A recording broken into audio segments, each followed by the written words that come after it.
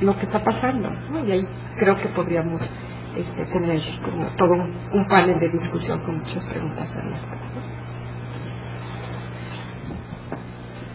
Gracias, doctora. Continuamos con María González.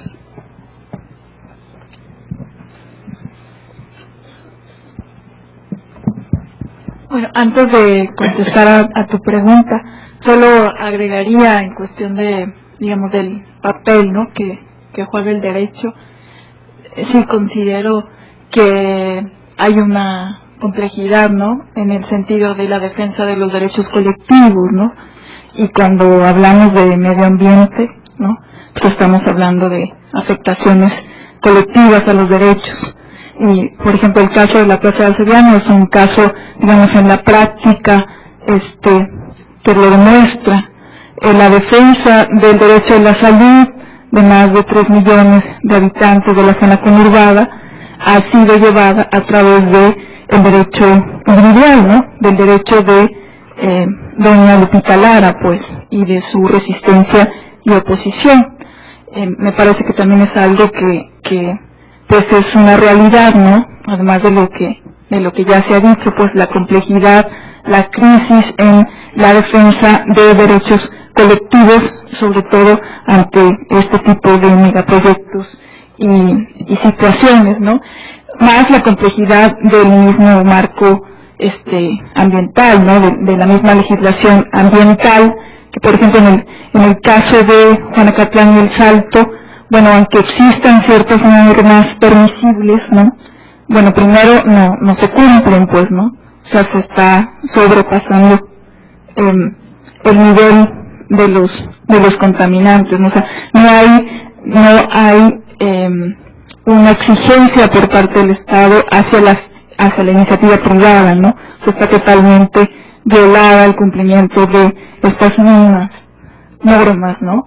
Y me parece que el caso de Arcediano pues también es un caso en lo concreto, desde la defensa legal, independientemente de lo que exista, ¿no?, para prevenir o para garantizar, por ejemplo, los decretos, ¿no?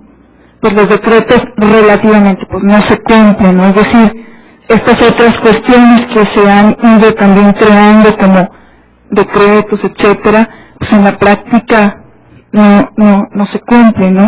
Se cambian, se modifican. Es lo que en relación al derecho me gustaría agregar, no perder de vista esta cuestión de la importancia de los derechos colectivos y la complejidad en su defensa, ¿no? En relación a la pregunta que hacía la compañera, para el caso de la Plaza de Arcediano, sí existe, digamos, una organización, ¿verdad?, en resistencia. Primero, existe un colectivo en Jalisco que está integrado tanto por investigadores comprometidos que desde el inicio de la obra se han opuesto, periodistas también, por supuesto, y una serie de organizaciones sociales y civiles. A su vez, este movimiento en Jalisco pues es parte de un movimiento mexicano de afectados por presas y defensa de los ríos, el MAPDES, donde están también otras presas de México como la presa La Parota, y a su vez el MAPDES es parte de la red latinoamericana contra represas, la red LAR. Es decir, si hay una movilización, una resistencia que traspasa lo local, ¿no? Para el caso de Juanacatlán y El Salto, hay toda una organización de organizaciones locales, ¿no?, que están vinculadas con otras organizaciones estatales y así a su vez con otras redes más nacionales e internacionales, ¿no? Y para ambos casos, sí me parece importante mencionar que se acaba de conformar una coalición distinta que aglutina a los diferentes movimientos, y es una coalición que está trabajando ahorita por propuestas alternativas de abastecimiento y saneamiento para toda la zona conurbada, ¿no? Muy bien, pues podemos abrir otra ronda de preguntas. Rodrigo.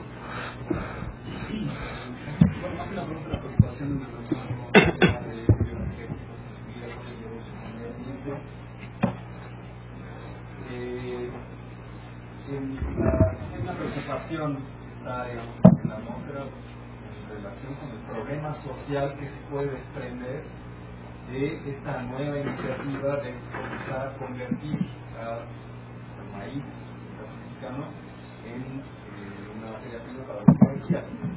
Como sabemos, a partir de 1992 se produce en México una contrarreforma agraria que lo que hizo fue modificar el régimen legal de las tierras en el país, una modificación al artículo 27 constitucional, que lo que intentó hacer fue romper, o más bien lo que hizo fue romper con la estructura de la propiedad colectiva de las tierras,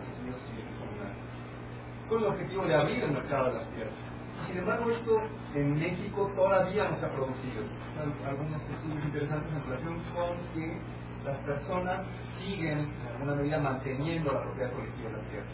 Y el problema es que esta apertura, o más bien esta idea de que la tierra se convierta ahora en una forma de producción de energía, va a aumentar su valor, va a comenzar a generar una demanda fuerte, una presión fuerte por parte de sectores privados que vuelven a tener intereses en la tierra mexicana, vuelven a haber intereses económicos fuertes sobre el campo mexicano, y por lo tanto se va a aumentar la presión sobre estos sectores empobrecidos, ejidos y comunidades, porque van a empezar a recibir ofertas fuertes para vender las tierras.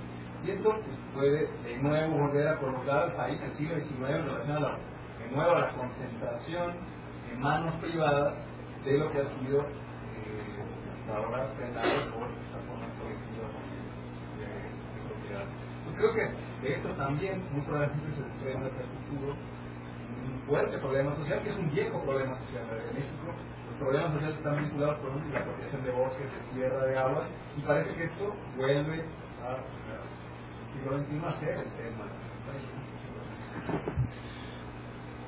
Sí, pero después acá.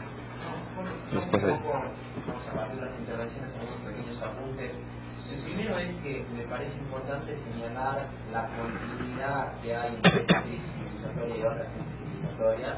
Ya estamos hablando de Julio César, de Roma, de progresismo, etcétera, etcétera.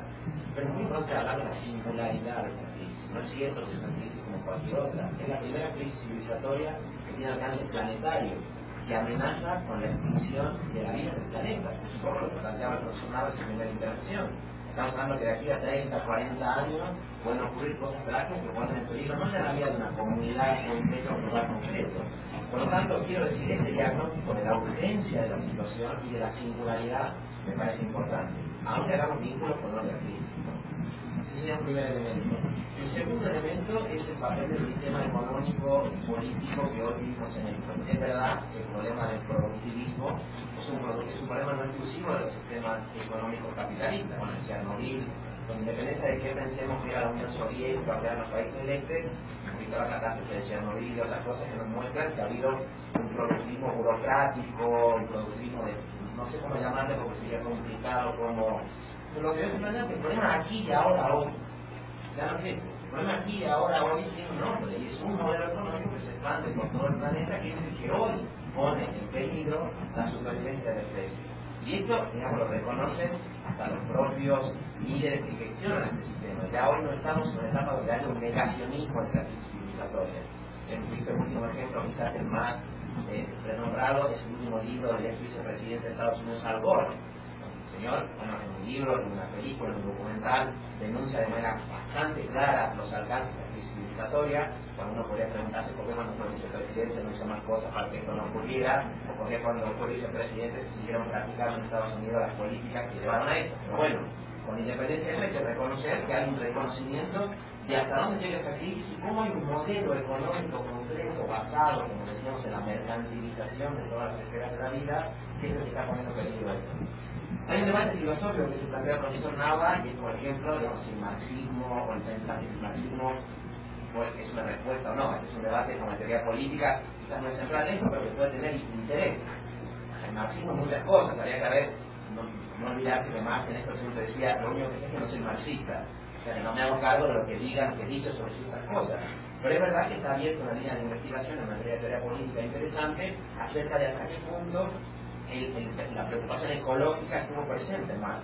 Cuando ahora acabo de leer un libro bastante interesante y recomendable, está traducido al castellano ya, de John Bellamy Foster, que se llama La ecología de Marx, donde él intenta mostrar, entre otras cosas, que Marx hizo su tesis doctoral sobre el Epicuro, sobre los clásicos griegos, y que tenía muy presente la relación que había entre la actuación del ser humano y la naturaleza, y que por tanto su crítica, digamos, del sistema capitalista no solamente se refería a la alienación que produce en el marco del trabajo, sino a la alienación del hombre en su relación con la naturaleza, ¿no? Pero bueno, pero tiene un tema de teoría política en todo caso que es apasionante y que daría para mucha discusión.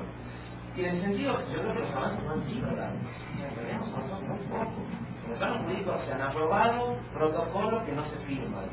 Cuando se firman se cumplen a medias, se cumplen muy poco. Es decir, hay buenas razones para ser pesimista en el sentido de los avances que se han producido en el último tiempo. Es decir, la crisis ecológica, la velocidad de la crisis ecológica es mucho mayor que la velocidad de la respuesta que se ha dado a este tiempo. Entonces, la respuesta pesimista la tenemos que tener. ¿Esto significa que no hay resistencia a eso? No. Porque esa gente ha hecho cosas, la gente no se deja matar como si nada. La Medellina intenta hacer algo, los pueblos indígenas hacen cosas, hay resistencia a eso, ¿no? Entonces, ¿qué se puede hacer desde el derecho? Que es lo que a nosotros nos interesa en el estudio de investigaciones jurídicas. Yo creo que una primera cosa de lo que se habla, que lo primero es estudiar. Trata de estudiar mucho porque la crisis ecológica plantea muchos problemas de teoría científica que hay que estudiar. Yo escuchaba a la doctora Elena Lazos hablar sobre este tema y dice, claro, son cosas que no tienen ni idea. Los biocombustibles, cómo. Si la falta de formación de los juristas en cuestiones científicas es realmente una cosa vergonzosa y alarmante. ¿No? Ese es un primer tema. Luego, efectivamente, denunciar las vulneraciones de la legislación vigente, del derecho vigente por parte de los poderes públicos y de los poderes privados. Y aquí tenemos un problema porque los juristas son financiados muchas veces por estos poderes públicos o los poderes privados en nuestra actuación. Aquí estamos en nuestro Instituto de Investigación Jurídica en la Universidad Pública. Aquí tenemos una posición privilegiada porque en principio hay una cierta autonomía respecto a esos poderes que hay que denunciar a la hora de plantear estas cosas. Y no es casual que se señale eso puede hacer aquí, que no lo esté organizando Monsanto o aquí, donde probablemente nos permitirían hablar de estas cosas, ¿no? Entonces, hacer esa tarea de denuncia. Y luego yo creo que otra cosa importante es recoger las prácticas, es decir, traducir jurídicamente las prácticas. Si ya la gente está poniendo en marcha para resistir estos procesos. Es importante que los juristas no nos tratemos solo como seres de luz, ¿no? Como seres iluminados que vamos a dar. No, sino simplemente recoger las prácticas modestas de sentido común y de sensatez con las cuales está reaccionando la gente en los barrios, en las comunidades. Es decir, digamos, yo creo que uno de los sujetos que está resistiendo esta gran catástrofe ecológica, por ejemplo, es la gente pobre. No porque la gente pobre sea más virtuosa, sino porque la gente pobre es menos dañina en términos ecológicos. No pueden causar grandes daños ecológicos porque no tienen tecnología para causarlo con la magnitud que lo puede causar quien tiene poder privado, por ejemplo. Bueno, en estas prácticas, eso se llama el ecologismo de los pobres, ¿hasta dónde los juristas podemos traducir esas prácticas? ¿No? Lo que plantea María, ¿hasta dónde los juristas podemos traducir, por ejemplo, los reclamos colectivos de la gente en instrumentos jurídicos que permitan denuncias colectivas, que permitan acciones colectivas? ¿Hasta dónde los juristas podemos recoger los reclamos de la gente que plantea de manera interdependiente conflictos que involucran derechos civiles, políticos, sociales, en una teoría de los derechos que también es interdependente e indivisible? ¿Vale? Es decir, pero creo que hay que no hay que subestimar este saber popular de que los juristas estamos muy alejados, como digo, sin idealizarlo, a veces, bueno, señala caminos, señala pistas de por dónde había que hacerlo. Y por lo tanto me parece interesante que se pueda generar en estos espacios de discusión jurídica un espacio donde puedan discutir académicos, juristas, donde haya gente de movimientos sociales, donde haya ciudadanos de a pie que puedan plantear esto, mostrando que esto es una cuestión del saber de expertos, pero no solo de los expertos, sino, o sea, es un problema demasiado importante para dejarlo solo en manos de los expertos o principalmente en manos de los expertos. Entonces no lo convertimos, si no convertimos la alternativa a esto en sentido común, en algo que a la gente le parezca sensato, estamos perdidos. No, yo creo que no se va a poder hacer nada.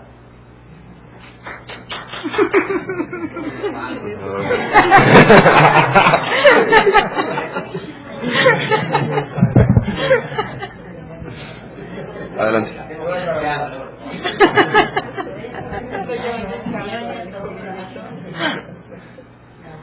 Primero acá y después acá. Bueno, mi nombre es Guillermo, la profesora de Derecho, y mi pregunta concreta es ¿Creen que la dinámica de los ponentes, creen que la dinámica de la creciente industrialización producto del sistema que ya menciona el doctor Gerardo Casarello y la creciente también creciente población esté necesariamente peleada con el medio ambiente?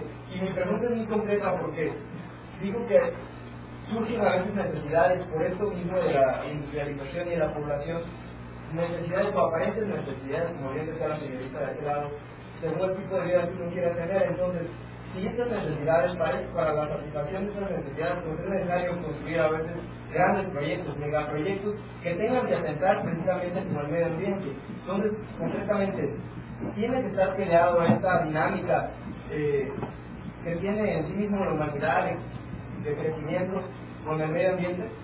Es todo. Por favor. Sí. Primero que nada, ya notaron que estoy de acuerdo con todo. Tremendamente notorio. Ahora, con el doctor Nava y con, bueno, no sé, no vamos a especificar. Yo creo que el derecho, precisamente, yo no soy abogado, soy antropólogo. Por supuesto, es otro enfoque, ¿no? Es otro enfoque. Pero yo pienso, y me refiero a México, nosotros en México se ha sacado de la escuela en la enseñanza del civismo. Si nosotros levantamos una entrevista, ¿cuántos han leído la Constitución alguna vez? Veremos, hicieron unas entrevistas con unos diputados hace, no sé cuánto, en la pasada la pasada asamblea, y nadie sabía cuántos artículos tenía la Constitución. Y son diputados para legislar. Imagínense ustedes, y si nos vamos a la calle y platicamos, la gente no sabe ni qué cosa es de la Constitución. Por eso se habla tantas y tantas barbaridades. Una de las cosas que deberíamos tomar muy en cuenta es que se ha levantado la bandera de un nuevo constituyente y una nueva constitución. ¿No es cierto? Que porque nuestra constitución es obsoleta, que porque es una copia al carbón de la de Estados Unidos, etcétera, etcétera. Yo me vine a tomar un curso por ahí un semestre, ¿no?, de Derecho Constitucional como oyente, con otro criterio nada más, y me doy cuenta de que la constitución de nosotros no es obsoleta, que lo que le han puesto son parches que se pueden quitar. Ahora, si no hay una norma en la cual nos podemos, ¿cómo se dice?, ayudar, como acaba de decir, bueno, el compañero que acaba de preguntar, ¿en qué nos basamos? Por ejemplo, el tercero constitucional dice que la educación debe ser laica, la educación que imparte el Estado debe ser laica, gratuita, democrática, etc. Ajá, ¿y qué ha pasado? ¿Por qué fue la huelga del 2000, del 99 y el 2000? Porque que casi se privatizó, que no se ha privatizado directamente, pero ¿a dónde están todos estos rechazados? Todas esas, ¿cómo se llaman las famosas becas que están dando? Es una forma de privatizar la educación. Los rechazados de la universidad, ¿cuántos los heretes, ¿cómo se llaman esas cosas? En general, todo eso, ¿qué están produciendo? Hay una verdadera ignorancia de nuestros derechos. Nosotros los mexicanos, yo lo digo por mí y por muchísimos, por el de la calle, vaya a la calle y platique y hable con cualquier persona, con la señora tratando de estar esperando la tortilla, allá donde se va a esperar a los niños a la escuela, etcétera, etcétera, y oiga lo que dicen, levantan la mano nada más y punto.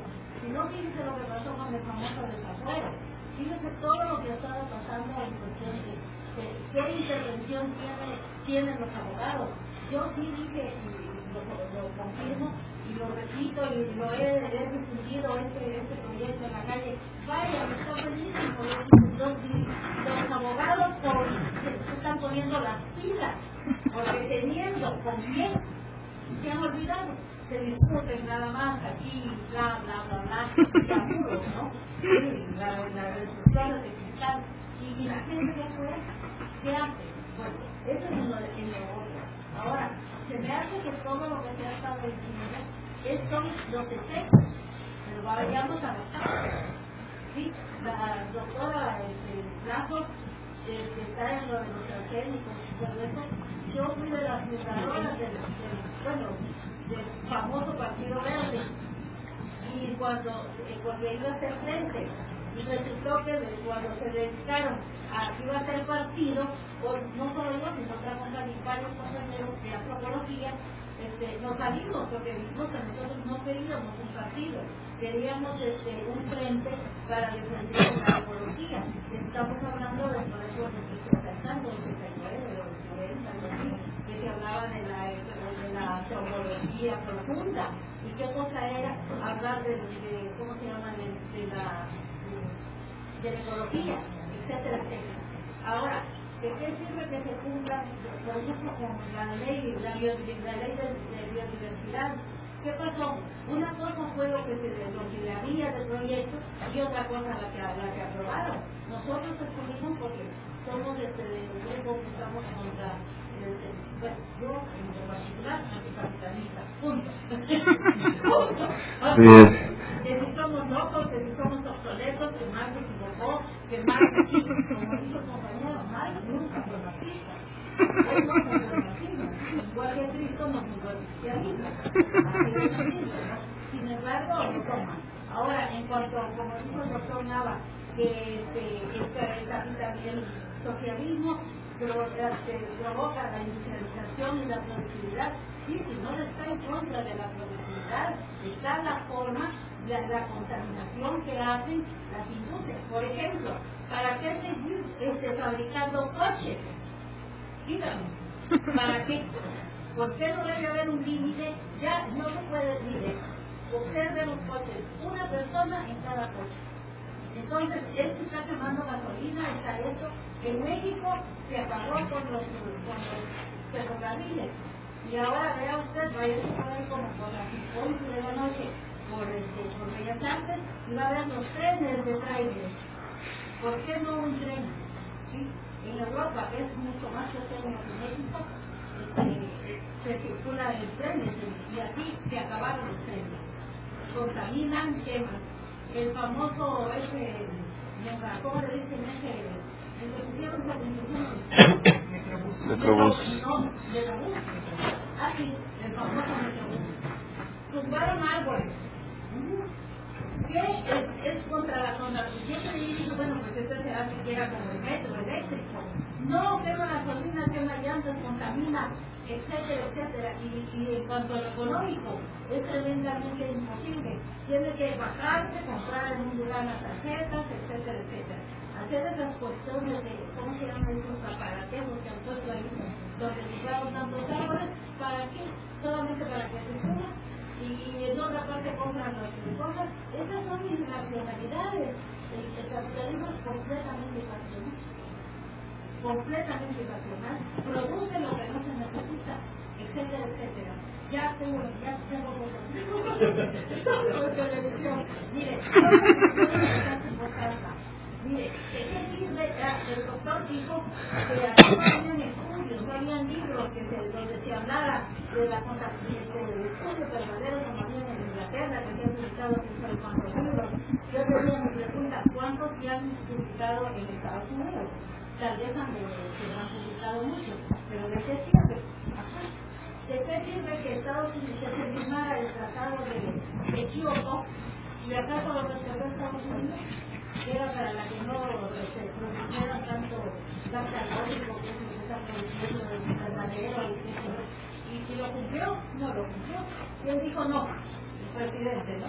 Ajá, y él cumplieron el tratado de Cartagena, donde México no se le iba a permitir la siembra del maíz transgénico hasta tanto no se pruebe, se haga estudios para que no contamine, que no haga daño al humano. Sin embargo, la biodiversidad es el valor. Y si así vamos a ver qué es lo que está pasando, yo creo que no es cuestión de leyes. Y sí se necesita, porque entonces ¿en qué nos apoyamos? Imagínense usted, por ejemplo, ya para terminar, el artículo 123. ¿Qué dice? ¿Qué regula? las relaciones entre los patronos y los trabajadores. Sin embargo, las leyes, la Ley Federal del Trabajo, a pesar de que tiene mucha fuerza, dígame qué se ha hecho con los que pacta de conchos, qué se ha hecho con los que descansan, qué se ha hecho con 200 de trabajadores que van a la calle, y bueno, y no me diga que eso es obsoleto, y que más se equivocó. Muchas gracias. ¿Alguien más tiene una pregunta ya? Una pregunta a terminar. Bueno, entonces pasamos, más que preguntas, muchas gracias por el comentario. No sé si podemos empezar ahora por... ¿Quieren usar o...? Bueno, por favor. ¿El mismo orden? Sí, por favor. Gracias.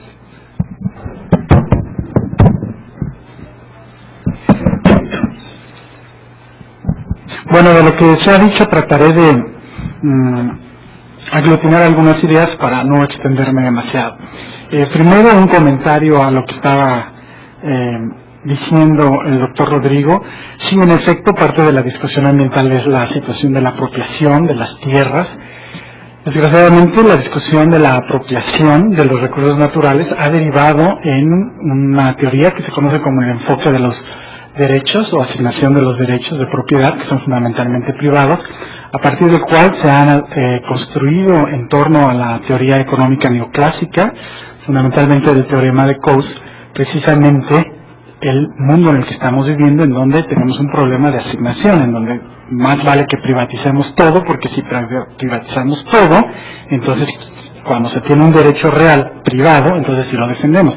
Si los ejidatarios o una persona va a proteger un bosque porque es un bien privado, ¿no acaso nosotros defendemos nuestro coche y lo cuidamos? Es un bien privado. Pero cuando son bienes comunes, quién sabe, no es mío, ¿de quién es la responsabilidad? Quién sabe. El mar de quién es, quién sabe, pues es bien público, es de todos. Ah, bueno, pues entonces ¿para qué lo cuidamos si es de todos? Si yo tuviera un pedacito de mar, del mar territorial, de la zona, yo lo cuidaría porque es mío, y entonces sí lo cuido. Entonces, claro, esa ha sido un abuso precisamente llevado al problema de los derechos. Pero bueno, ese es un comentario. Otra cosa también con la que tenemos que cargar los abogados, desde luego, y que proviene de otras disciplinas, y que proviene de los propios abogados, son que entre abogados toreas. A los abogados no nos quieren, en efecto, no les caemos bien. Cargamos también con que tenemos la culpa, o sea, somos víctimas culpables, y para allá y para acá también, y no les gusta cómo nos vestimos, porque se tienen que vestir de traje tan formales, y porque no les caemos bien. Entonces, además de los problemas que tenemos, cargamos con eso. Y luego todavía cargamos con algo más difícil que, como ha dicho la doctora Elena Lazos, y tiene mucha razón, es que en muchos círculos se dice que el derecho no sirve para nada, para que firmamos protocolos de Kioto, para que hacemos tratados, para que hacemos una ley de bioseguridad, para que tenemos constituciones y nadie la va a leer y no sabemos cuántos cientos o miles de artículos tiene la constitución, para qué y para qué, ¿no? Para qué sirve. Bueno, yo les quiero decir que el derecho, como muchas otras cosas, sí sirve. El problema es que el derecho, las leyes, la Constitución, pues tiene una parte político-ideológica. No me digan que la Constitución no tiene preceptos constitucionales tendenciosos. No me digan que la Constitución y las leyes no se hacen con fines políticos. Las leyes tienen un contenido ideológico. Yo lo viví como funcionario público en Semarnat. Cuando yo estaba discutiendo la Ley General de Bienes Nacionales, desde el jurídico de Semarnat, y nos reuníamos con otras secretarías para discutir, había un debate para decidir si los acantilados y formaciones rocosas en este país iban a ser públicas o privadas. Si eran públicas había posibilidad de mayor protección ambiental, si son privadas no. ¿Quiénes están asentados sobre las formaciones rocosas y acantilados en este país, en zonas costeras? Los grandes hoteleros, los grandes empresarios. Y la discusión era decir, bueno, vamos a hacer de eso que se declara en la Ley General de Bienes Nacionales, que los acantilados, las formaciones rocosas son bienes públicos. Bueno, no se pudo. ¿Por qué? Porque hubo una expresa declaración del presidente de aquel entonces, decir, eso no lo vamos a hacer.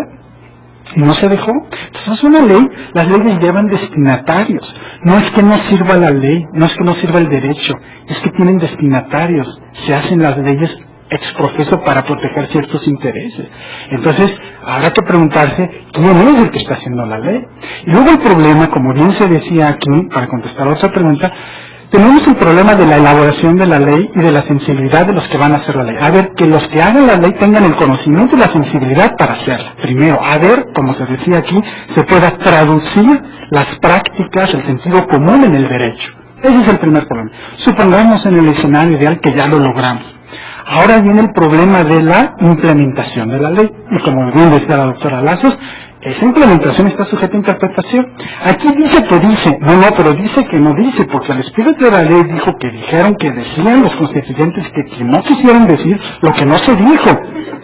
Eso es real. Eso lo vivimos cuando vamos a un tribunal, a un juzgado. Y el problema es que ya supongamos que llegamos al escenario ideal de decir lo que se dijo que quiso decir el legislador. Se aplica la ley. Resulta que esa norma está perjudicando. Y alguien dice, yo me voy a amparar. Vamos a otro problema. Nos vamos al Poder Judicial. Ahora vamos a ver qué dice el juez. Vamos a decirle al juez lo que dice que quiere decir la ley. Y el juez tiene su propio criterio y va a dictar una sentencia. Y si entonces nos vamos al siguiente paso, bueno, ¿qué pasa cuando llegamos al nivel más alto en la Suprema Corte? Hay 9 ministros y los ministros tienen su corazón. Los ministros tienen su ideología. Y fueron designados por cierto tipo de personas y tienen sus intereses. ¿Cuántas veces hemos visto en los últimos años de esta Suprema Corte que la Corte, ante cierto tipo de controversias que se le plantean, dicen, yo no soy competente para ver eso y por lo tanto desecho el asunto? Si no es la Corte, entonces ¿quién? ¿Quién va a interpretar las leyes? ¿Quién va a interpretar la Constitución, perdón?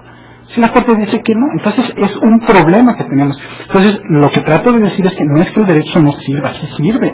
Quienes están ahorita en la cárcel por sentencias condenatorias, les pueden decir que el derecho sí sirve y sí tiene consecuencias. Si ustedes liberan una sentencia en su contra por cualquier motivo, van a ver cómo el derecho sí tiene fuerza, ¿eh? Lo que pasa es que el derecho se manipula, las leyes se manipulan, se tienen destinatarios. Por eso es que a veces, no, pues es que el derecho sirve. No, espérate, no, sí sirve el derecho. Y el derecho es una ciencia jurídica bien hecha. Lo que pasa es que se manipula, se distorsiona, no hay sensibilidad, no puede haber esta vinculación. Lo que decía la doctora, algo así como recoger, como decía, algo así como, bueno, lo que yo quiero es que se tiene que haber una transversalidad de todas las leyes, ¿no? Que las leyes estén como empatadas precisamente para eso. Así que ese es un problema que tenemos, pero esa es la postura que yo defiendo y desde luego que el derecho funciona y sí se sabe. Ahora, el problema es que, claro, somos cómplices, pues sí, hasta cierto punto somos cómplices los abogados, pero muchas veces somos cómplices de una ideología que está antes que nosotros, ¿eh? O sea, no nos vengan. O sea, yo como abogado sí tengo mi propia ideología, yo podría hacer mi ley, pero si me enfrento a un poder legislativo que tiene una mayoría aplastante en X o Y sentido, eso no es culpa del derecho, es culpa de la ideología, de los partidos políticos, cualquiera que sea, cualquier color, que están metiendo su ideología en protección de sus propios intereses. Así que eso tenemos que defenderlo como abogados y como científico del abogado lo defiendo, y en esta casa de las administraciones jurídicas más todavía, pero más. Así es que así es como debemos de pensar. Yo les pido a aquellos que no son abogados que repiensen este acercamiento que tienen. Otro problema, pasando a otro tema también, se habla sobre las crisis ambientales. Quiero puntualizar una cosa, es verdad, no es lo mismo hablar de la crisis ambiental de ahora que la de Julio César o la de las ciudades sumerias, o porque los griegos, la gran Grecia clásica, acabó con sus bosques, de los que rodeaban Atenas. En efecto, la crisis de ahora es desproporcionada en magnitud, en tiempo, en espacio, en consecuencias, en daño, en irreversibilidad, en producción, desde luego que es muchísimo mayor. Y por lo tanto hablamos de una crisis ambiental que además es acumulada. O sea, mucho del problema que tenemos ya viene y lo venimos jalando desde hace muchos años. Pero también yo quiero hacer una precisión. Nuestra civilización, esta crisis, no discute que vayamos a terminar la vida. Es decir, eso no va a ser posible.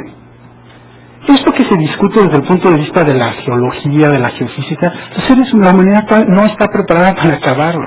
Decía uno de los más grandes evolucionistas que hay en el mundo, que si en la actualidad hiciéramos estallar todas las bombas atómicas, fíjense bien, todas las bombas atómicas, no podríamos acabar con toda la vida que hay en el planeta Tierra.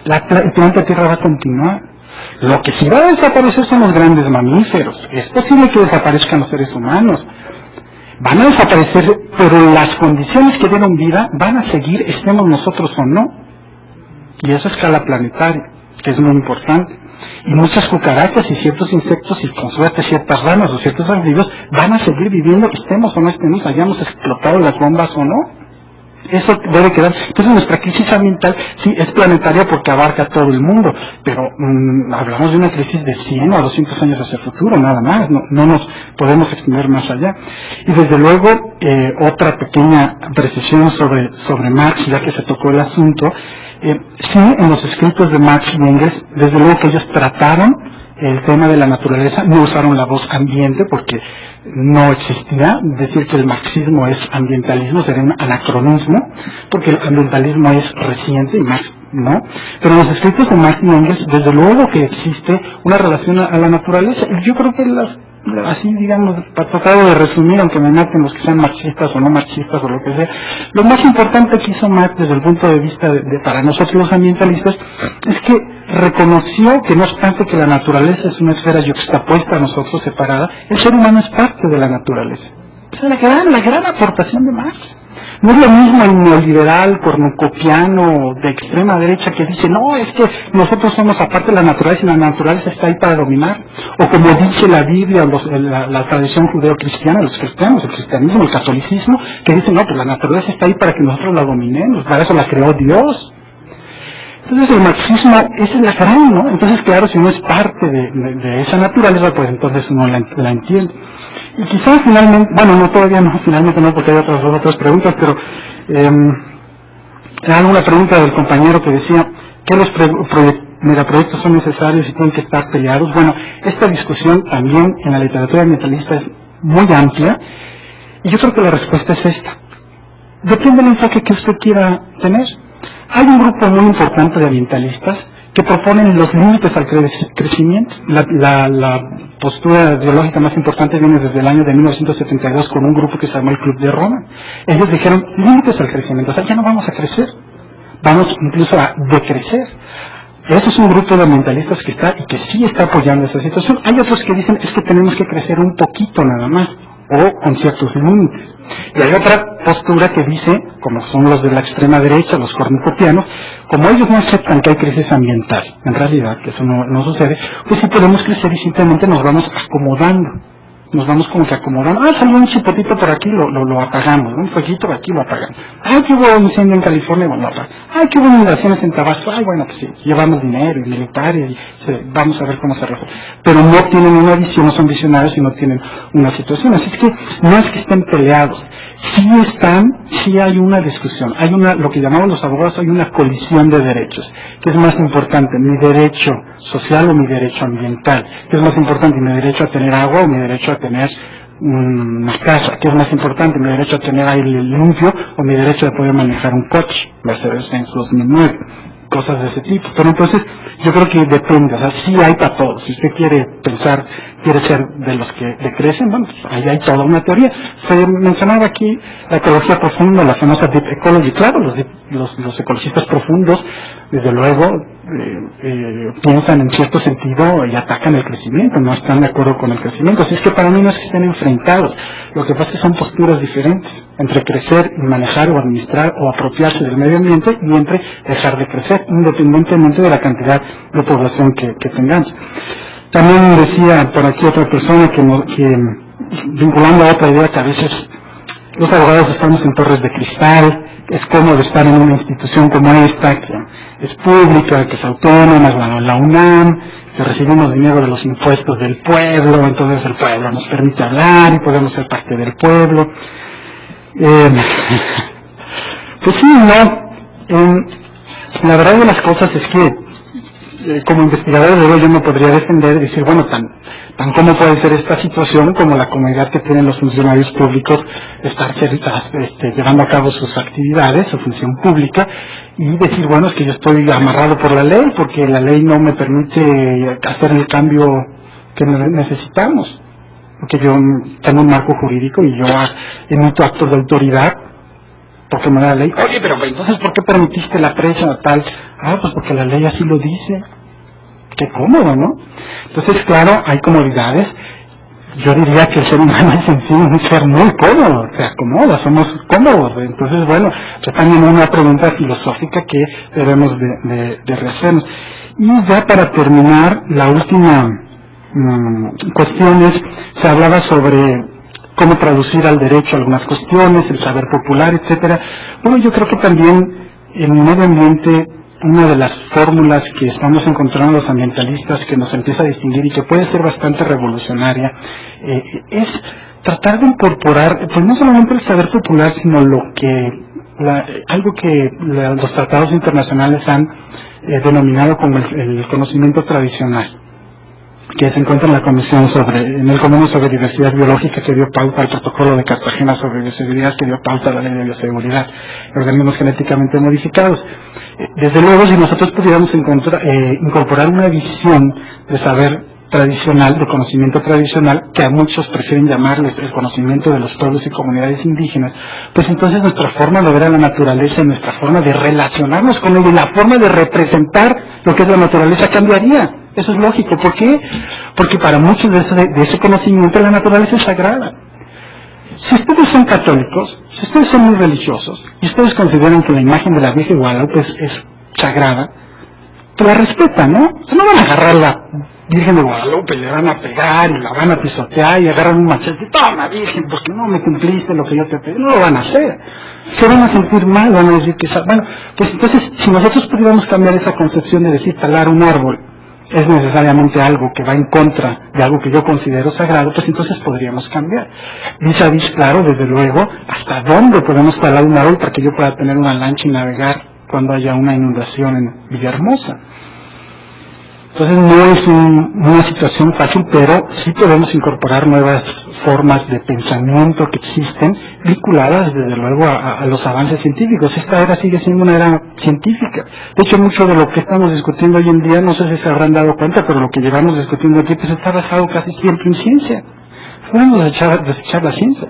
Eso no nos impide a incluir prácticas mágico-religiosas, espirituales o conocimiento tradicional que nos pudieran ayudar en eso. Así es que es muy complejo, pero sí también les digo que, no obstante, ya con esto termino, sí hay que defender para qué sirven los estudios. Bueno, pues no todos los libros que están publicados en Inglaterra, no todos los libros que están publicados en Estados Unidos han apoyado el capitalismo. Muchos pensadores gringos, si se me permite la expresión, ingleses, franceses, españoles, o los países más odiados que nosotros podemos decir, son gente que ha avanzado muchísimo en la ciencia y que ha buscado la protección ambiental. No podemos decir que, ay, nada más porque vienes de Estados Unidos ya, no podemos decirlo. Ellos, claro, avanzan. Hay algunos libros que son tendenciosos, pero hay otros que no. Aquí ni siquiera los tenemos. Allá por lo menos uno puede decir, sí, mira, 30 son tendenciosos y son capitalistas, los otros son marxistas, los otros son pro Osama Bin Laden, y otros son en contra de Osama Bin Laden. Aquí nosotros ni siquiera eso, ni siquiera. Gracias.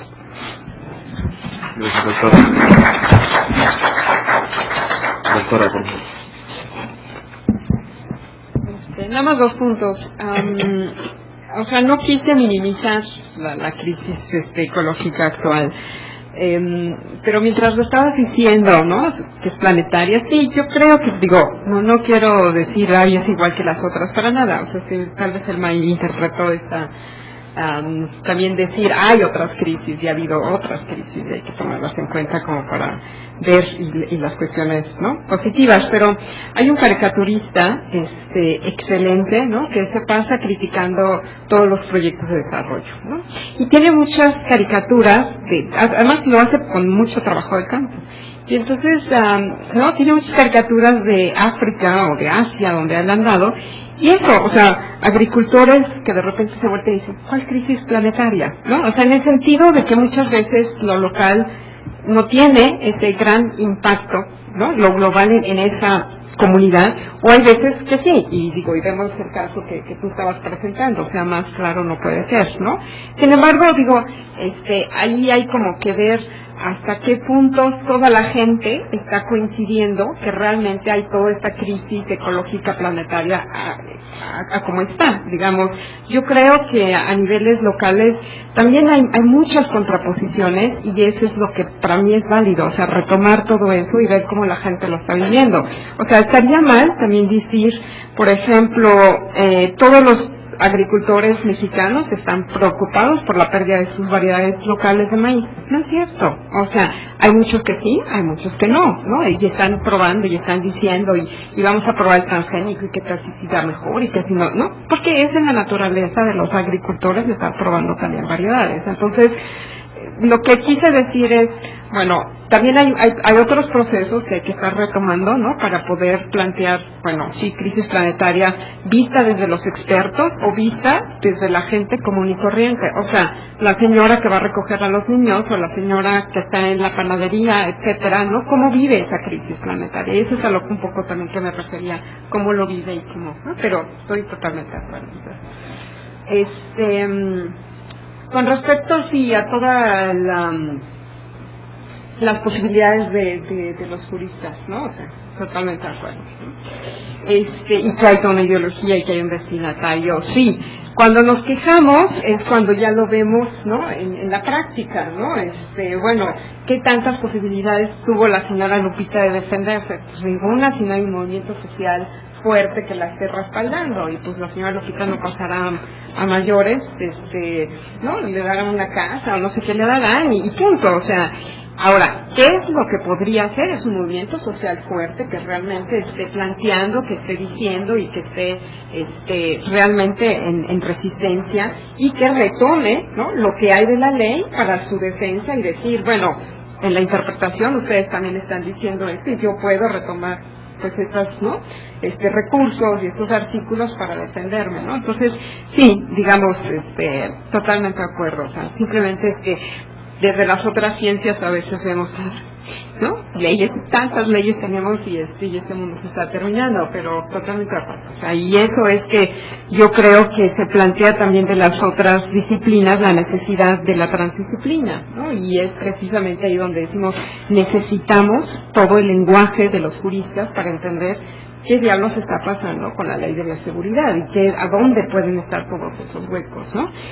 Y digamos, simplemente de revisar el reglamento de la CIBIOGEN, que son 5 paginitas, ¿no?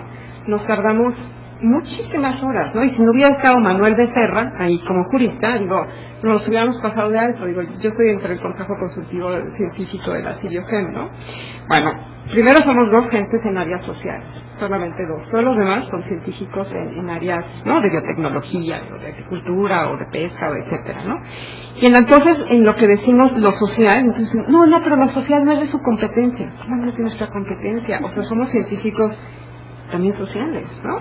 Entonces, es ahí donde, digamos, necesitamos precisamente de esa transdisciplinariedad y donde, digo, están totalmente bienvenidas los juristas en eso, en sus aportes del marco legal, de cómo, del lenguaje, de que hay que plantear cuál es la trampa, y si Manuel no hubiera estado ahí, realmente hubiéramos carecido de muchos elementos para poder hacer nuestro trabajo correctamente, ¿no? Pues estoy totalmente de acuerdo. Además nos gusta ponerlos en tela de juicio. Yo pensé que le gustaban los abogados, pero bueno. Pero en tela de juicio.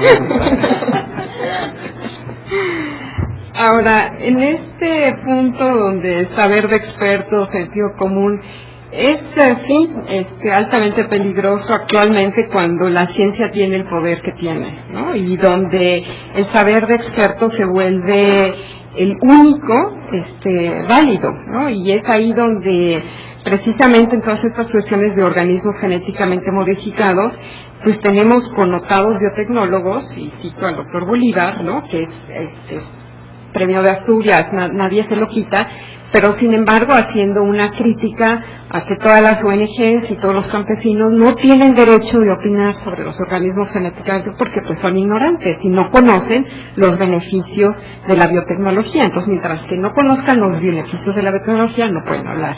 Y sí, o sea, recordemos los intercambios periodísticos inclusive con Lezama del Colegio de México, ¿no? Y Bolívar Zapata, y diciendo que solamente los expertos son los que pueden hablar sobre estos aspectos, y eso me parece muy muy peligroso, y en los cuales lo tenemos que estar ventilando y precisamente ver cuáles son los planteamientos de las organizaciones campesinas en torno a su defensa de las variedades criollas y por qué no quieren transgénicos, entiéndanlos como los entiendan, ¿no? Pero que es muy válido todos sus planteamientos de cosmovisiones, de mitos, para poder poner en prioridad la defensa de sus maíces, ¿no? Entonces, ahí hay como que un punto que hay que discutir más profundamente.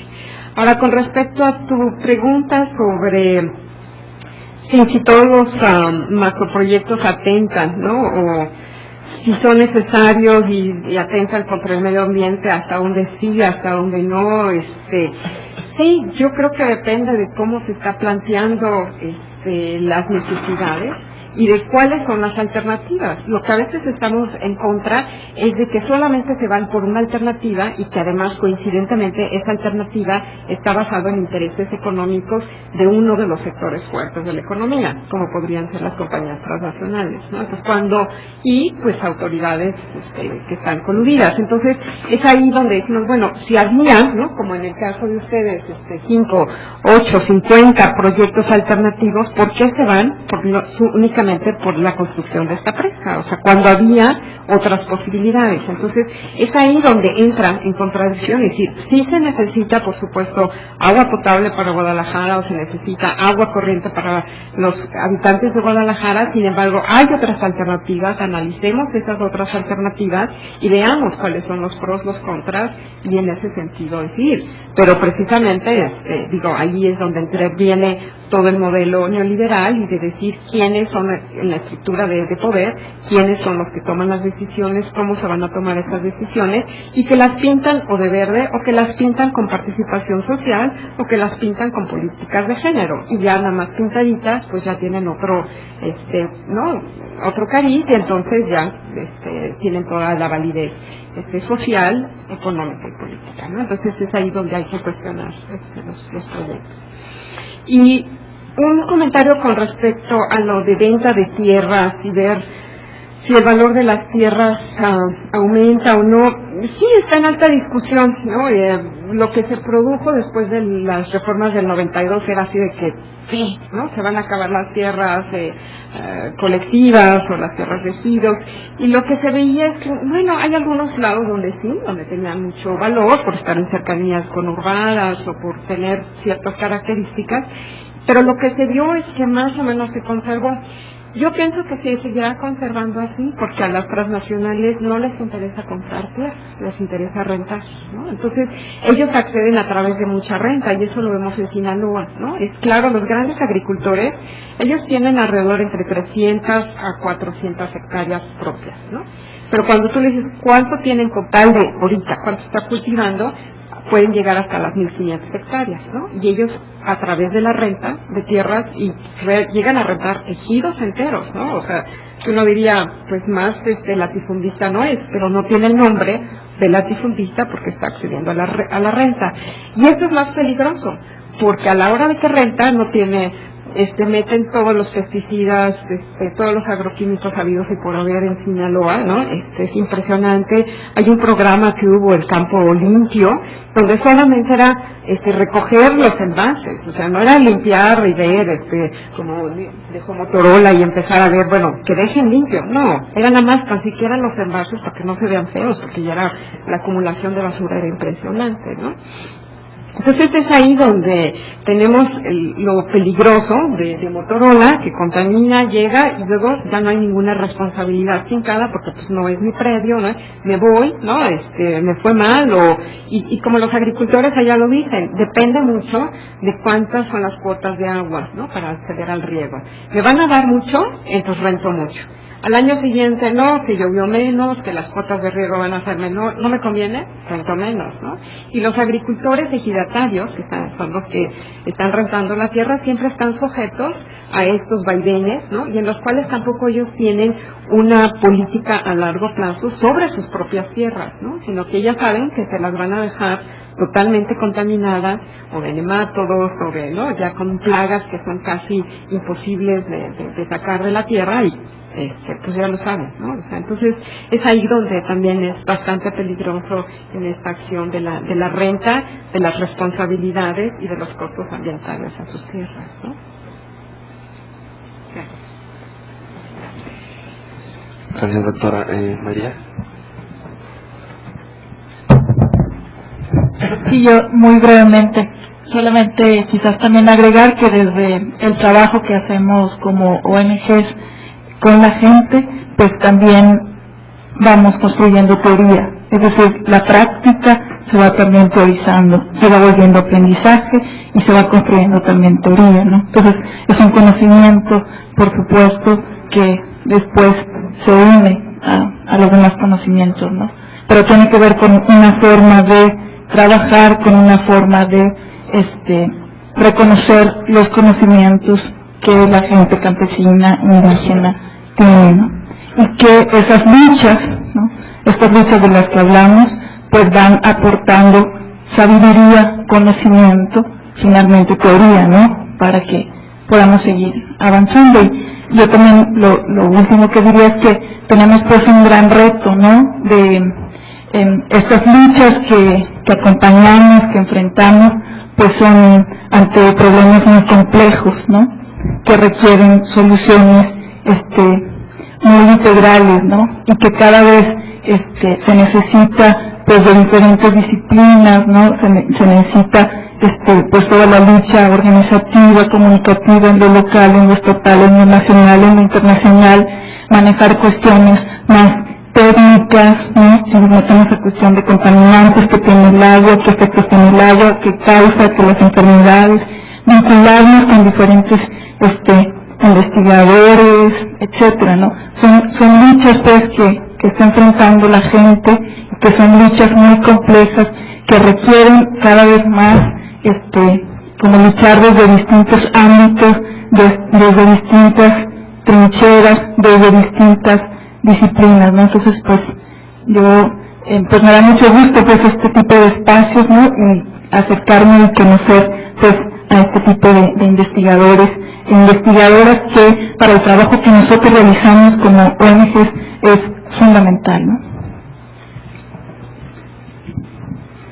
Bueno, solamente antes de terminar, ya estamos por acabar, me gustaría hacerles dos invitaciones. Tenemos, bueno, primero que el seminario continúa el próximo martes 13 de noviembre con la mesa sobre derechos sociales y megaproyectos. Contaremos con la participación de Gerardo Pizzarello, de la Universidad de Barcelona, Miguel Rábago Berbeque, de la Universidad Iberoamericana, Silvia Emanueli, de Espacio Desk, y Alfredo Sánchez, del Instituto de Investigaciones Jurídicas de aquí de Verona. Bien, eso es el martes 13, y también queremos invitarlos al seminario Los Derechos Sociales, debate en torno a sus problemáticas actuales. Este es un seminario que se lleva a cabo con presentación de algunos documentales presentados por el doctor Pizzarello, comentados también. Ahí se genera un pequeño debate entre los asistentes con los documentales presentados.